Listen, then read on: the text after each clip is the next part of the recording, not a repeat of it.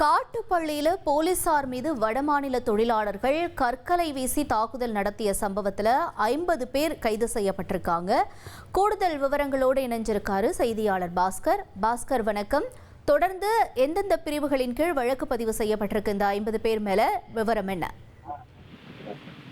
திருவள்ளூர் மாவட்டம் காட்டுப்பள்ளியில் உள்ள குடியிருப்பில் தங்கியிருந்த வடமாநில தொழிலாளி நேற்று ஒருவர் தவறி விழுந்து உயிரிழந்தார். இந்த சம்பவத்தை தொடர்ந்து தொழிலாளர்கள் 1000க்கும் மேற்பட்டோர் ஒன்று சேர்ந்து உயிரிழந்த தொழிலாளருக்கு இழப்பீடு வழங்க வலியுறுத்தி போராட்டத்தில் ஈடுபட்டனர்.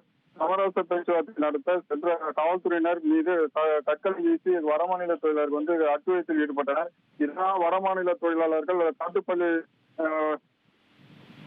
கட்டுப்படுவதற்காக காவல்துறையினர் கற்களை வீசி பதில் தாக்குதல் நடத்தினர்.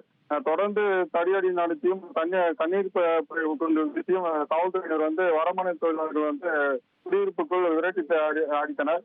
சம்பவ இடத்தில் ஆவடி மாநகர காவல் ஆணையர் சங்கர், கூடுதல் ஆணையர் பவானி ஆகியோர் நிலைமை குறித்து நேரில் ஆய்வு செய்தனர். இதில் தொடர்ந்து தொழிற்சாலை மேலாளர் மற்றும் அதிகாரிகள் அழைத்து கொண்டு காவல்துறையினர் உயிரிழந்த தொழிலாளியின் உறவினர்களுடன் பேச்சுவார்த்தை நடத்தினர்.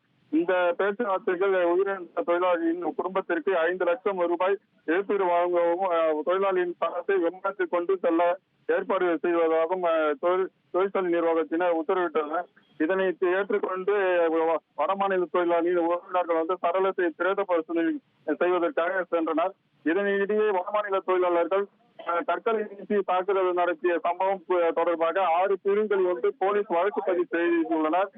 பொது சொத்துக்களை சேதப்படுத்துதல் மற்றும் அரசு ஊழியர்களை பணி செய்ய விடாமல் தடுத்தல் மற்றும் அரசு அதிகாரிகள் உத்தரவை மீறுதல், ஆயுதங்களை பயன்படுத்துதல் உள்ளிட்ட 6 பிரிவுகளில் காட்டூர் காவல்துறையினர் வழக்கு பதிவு செய்தனர். மேலும் 50க்கும் மேற்பட்டவரை கைது செய்து சிறையில் அடைக்க நடவடிக்கை மேற்கொண்டு வருகின்றனர். தகவல்களுக்கு நன்றி பாஸ்கர். உங்கள் தந்திவன் தொலைக்காட்சியில் தாமரை தினமும் மதியம் 1 மணிக்கு காண தவறாதீர்கள். இனி செல்லும் இடமெல்லாம் செய்தி. தந்தி டிவியின் வாட்ஸ்அப் சேனலை ஃபாலோ பண்ணினா செல்ல இருக்கும் இடமெல்லாம் செய்தி. இதோ QR கோட் இப்பவே ஸ்கேன் பண்ணுங்க, ஃபாலோ பண்ணுங்க.